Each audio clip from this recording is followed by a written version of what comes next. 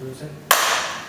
어떻게 입문하게 되셨는지. 대부분 남성분들이 뭐 비슷할 텐데 저도 원래는 되게 마른 체형이었어요. 저도 그냥 밖에서 그냥 축구하는 거 좋아하고 이런 사람이었는데 군대에서 축구를 하는데 몸싸움이 너무 밀려가지고 거기서 이제 밀리기 싫어갖고 좀 시작을 했던 게 어떻게 보면 웨이트 트레이닝이었는데 그렇게 하면서 이제 재미를 들여가지고 운동을 하니까 내 몸이 좀 좋아지고 체력도 좋아지고 힘도 좋아지고 자신감도 붙고 그리고 좀 힘든 군 생활이 좀 빨리 가는 느낌이었어요. 그렇게 운동을 하니까 그렇게 하면서 좀 자연스럽게 재미를 느꼈던 것 같아요. 그렇게 하고 이제 전역을 하고 계속 꾸준하게 운동을 하면서 그때 당시에 뵀던 이제 관장님이랑 이제 지금 저희 스승님도 그렇고 운동 쪽으로 이렇게 잘 이끌어 주셔가지고 저도 좀 적성에 맞는 것 같아갖고 여기까지 오게 됐던 것 같습니다.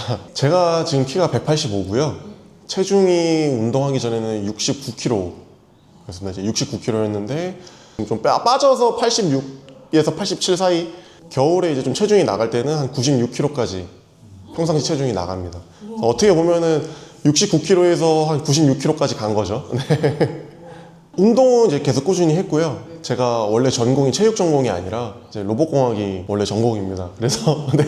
대학을 계속 다니면서 운동은 어떻게 보면 취미로 하고 주말에는 이제 헬스장 이제 주말 알바식으로 그렇게 지냈었는데 대학교 한 4학년 때 학교에서 이제 졸업 작품을 준비를 하다가 도저히 이제 제 전공이 제 길이 아닌 것 같아가지고 틀었죠. 운동 쪽으로. 처음 참가했던 대회는 2015년도에 부천시에서 열린 이제 부천시장배라는 이제 작은 지역 대회였고요.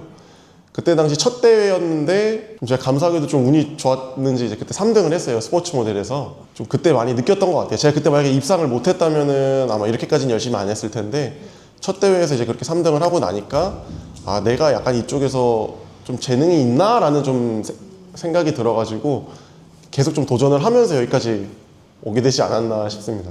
이 운동이 보통 키가 작을수록 유리해요. 키가 클수록 불리하고 근데 그리고 키 큰 친구들이 이 운동을 잘 안 합니다. 힘들어요. 운동이. 뼈가 길수록 그만큼 근육을 메꾸기도 힘들고 보통 키가 큰 친구들은 이 운동에 큰 관심이 없더라고요. 저 같은 경우에는 큰 키임에도 불구하고 그냥 이 운동을 계속 하다 보니까 제 체급에서 되게 좀 두각을 나타낼 수 있지 않았나. 남들이 잘 안 가려고 하는 길이었는데 좀 감사하게도 제가 이렇게 좀 흥미를 느끼게 돼서 열심히 하다 보니까 이렇게 좀 기회가 또 오지 않았나는 또 생각도 듭니다. 국내 대회 같은 경우에는 좀 많은데 전국 대회에서는 이제 3가지 종목에서는 이제 다 1위를 했고요. 그래서 피지크라는 종목, 그리고 클래식 보디빌딩, 그리고 클래식 피지크 요 3 종목에서는 이제 미스터 코리아라고 국내에서 이제 가장 큰 시합이 있는데 거기서는 1위를 했고요. 국제 시합 같은 경우에는 얼마 전에 있었던 이제 아시아 선수권에서 피페어라 그러죠. 혼성 경기에서는 이제 대한민국 최초로 그때 금메달을 그때 이제 목에 걸었. 그게 올해 5월이었습니다. 그리고 세계 선수권 대회에서는 이제 은메달까지는 이제 수상을 했고 금메달을 좀 따는 걸 목표로 해서 지금도 열심히 이렇게 하고 있습니다. 일단 아무래도 다이어트를 해야 되는 종목이다 보니까 타 종목이랑은 좀 다르게 좀 몸에 체지방을 많이 줄여야 되는 종목이에요. 내 근육을 보여줘야 되다 보니까 올해가 좀 유독 힘들었던 게 5월에 이제 아시아 선수권 대회가 있었고요. 그리고 뭐 7월에 뭐 대만에서 또 국제 대회가 하나 있었고 8월에 이제 전국 대회 그리고 9월에 또 세계 선수권 이제 뭐 국가대표 선발전 그리고 이제 이어지는 11월에 세계 선수권 대회 이렇게 올해 초부터 계속 쭉 시합들이 있다 보니까 낮은 체지방 레벨을 1년 내내 유지를 해야 되는 상황이었어요. 그래서 거기서 오는 좀 몸의 피곤함, 뭐 힘듦 이제 이런 것도 있었고 성적을 내야 된다는 그런 또 압박도 뭐 없지 않아 있었죠. 저는 굉장히 긍정적이라고 생각을 하고요. 헬스라고도 하고 이제 웨이트 트레이닝이라고 하는데 모든 스포츠의 근간이 되는 운동이라고 좀 생각을 해요. 올림픽에서 항상 1, 2위를 다투는 나라가 미국이죠. 그러니까 이런 피트니스 사업, 헬스케어 사업 그리고 이런 웨이트 트레이닝에 관해서는 거의 전 세계에서 가장 앞서 나가고 있는데 문화 자체도 다릅니다. 그래서 이런 기본적인 웨이트 트레이닝이 갖춰지면은 뭐 수영, 농구, 축구, 야구, 뭐 배구 이러한 각종 모든 종목에 있어서 기본이 돼요. 기본적으로 체력도 되고 근력도 되다 보니까 거기서 또 퍼포먼스도 나오고 그런 의미에서 봤을 때 저희 나라에도 취미로 운동을 하시는 생활체육인들이 많이 계시잖아요. 이런 모든 취미로 하는 스포츠에 이 웨이트 트레이닝이 기본으로 이제 깔고 들어가게 되면은 더 좋은 퍼포먼스도 낼 수 있고 근육량도 올리면서 약해진 관절도 좀 이렇게 보강도 될 수 있고, 그래서 연세 있으신 분들이 더 건강해질 수 있는 가장 좋은 운동 중 하나죠. 뭐 회원권도 뭐 요새 헬스장도 되게 저렴하잖아요. 굉장히 이게 뭐 가성비 좋은 운동이지 않나.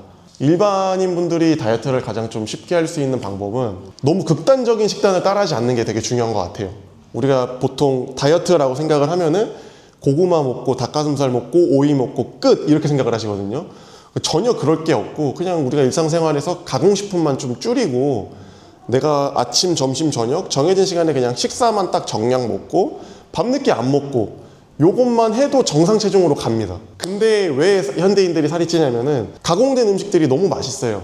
가공이 된다는 거는 자연에 있는 식품들이 그만큼 이제 손질이 된 거잖아요. 우리가 벼를 수확을 하면은 현미 형태로 먹으면 되는데 그거를 백미로 바꿔갖고 먹는다든지, 밀가루도 통밀 형태로 해서 통밀빵을 먹어야 되는데 다 정제된 하얀 밀가루에다가 지방이 추가되고 설탕이 추가되면은 엄청 맛있는 게 나오잖아요. 이제 그렇게 인간이 많이 가공을 한 음식들, 그런 것들을 피하고 자연에 있는 식품 위주로 해서 내가 식단을 꾸리면은 내가 정상 체중을 벗어날 일이 없어요. 저체중이신 분들은 정상 체중으로 가고 과체중이신 분들도 정상 체중으로 가고. 밥을 먹고 싶으면은 이제 현미밥이나 이제 잡곡밥. 먹으면 예. 되고. 그렇죠. 반찬은 반찬도 이제 좀 신선한 야채에 이제 저지방, 고단백 음식. 내가 지방을 먹더라도 좀 내 몸에 도움이 되는 지방을 먹어야 되는 거죠. 예를 들어서 견과류나 뭐 아보카도나 계란, 노른자 이런 거는 자연에 있는 그대로를 갖고 온 거잖아요. 근데 뭐 예를 들어서 기름을 짠 것들, 그런 것들이 있어요. 뭐 식용유라든지 뭐 팜유 이런 형태, 그런 형태로 좀 가공이 된 오일들은 또 몸에 안 좋죠. 그러니까 가공이 많이 될수록 몸에는 안 좋다고 보시면 돼요. 다이어트 할 때도 그렇고 안 할 때도 그렇고 거의 웬만하면 그걸 지키려고 하고요. 다이어트 할 때가 아니고 이제 체중을 좀 올려야 될 때는 저도 뭐 가끔씩 피자나 치킨을 먹기는 하는데 막 그걸 막 엄청 많이 먹지는 않아요. 저도 그거를. 연세가 있으신 분들이 왜 웨이트를 해야 되냐면은 보통 대부분 관절이 안 좋다고 하세요. 관절이 안 좋은 이유는 그 관절을 지탱해주는 근육, 인대 이러한 것들이 제대로 받쳐주질 못하기 때문에 결국에는 그게 관절, 뼈로 받는 거거든요. 그거를 해결하기 위해서는 주변의 근육들이 발달을 해서 그 관절을 바로 세워줘야 됩니다. 그렇게 되면은 내가 병원에 가서 쓰는 돈보다 내가 운동을 통해 갖고 쓰는 돈이 훨씬 적게 들고 가성비도 훨씬 나은 거죠. 근데 이제 왜 안 하시냐면은 힘드니까. 재미가 없거든요. 구기 종목 같은 경우에는 뭔가 계속 상황이 변하잖아요. 우리가 근육을 만드는 행위는 같은 동작을 반복을 해야 되고 어느 정도의 무게를 들어야 되는데 이게 재밌는 동작은 아니에요. 근데 그러한 과정이 나를 더 건강하게 만드는 거고 내가 먹고 싶은 음식도 더 먹을 수 있게 해주고 내가 좋아하는 스포츠를 더 재밌고 더 잘할 수 있게 도와줍니다. 그러한 관점에서 봤을 때 연세 있으신 분들은 필수예요. 이 웨이트 트레이닝이. 내가 정말 뭐 아파갖고 안 해야 되는 상황이면은 일단 먼저 치료를 받는 게 우선이고 의학적으로 치료를 받고 내가 어느 정도 좀 호전이 되면은 운동을 통해서 부족한 근력이 좀 붙어갖고 관절이나 이런 걸 좀 바로 세울 수 있게 가볍게 좀 해주시는 게 도움이 됩니다. 근육은 남녀노소 불문하고요. 쓰면은 발달하게끔 되어 있습니다. 메커니즘 자체가. 단 속도의 차이예요. 어리거나 좀 젊은 친구들 같은 경우에는 성장 호르몬이 나오잖아요. 그래서 운동을 했을 때 근육이 붙는 속도가 빨라요. 그리고 관절도 조금 더 건강한 상태인 거고 그러다 보니까 운동량이라든지 강도가 좀 많이 나오겠죠. 근데 반면에 연세가 있으신 분들 같은 경우에는 핸디캡이 있을 거예요. 어디 관절이 안 좋다든지 운동을 너무 오래 안 해서 근육이 없다든지. 근데 근육이라는 게 사용을 하고 영양분이 들어오고 휴식을 취하게 되면은 나이를 떠나서 성별을 떠나서 성장을 하게끔 되어 있습니다. 꾸준히만 한다면은 누구나 몸은 만들 수가 있는 거죠. 네. 광주에 아무래도 좀 노인 인구가 좀 있는 것 같아요. 그러다 보니까 저희 같은 경우에도 이제 오전에 오시는 분들이 대부분이 이제 어르신들이세요. 젊어야 뭐 한 60대? 그리고 좀 한 70, 80대 어르신들이 또 은근히 또 많이 오시거든요.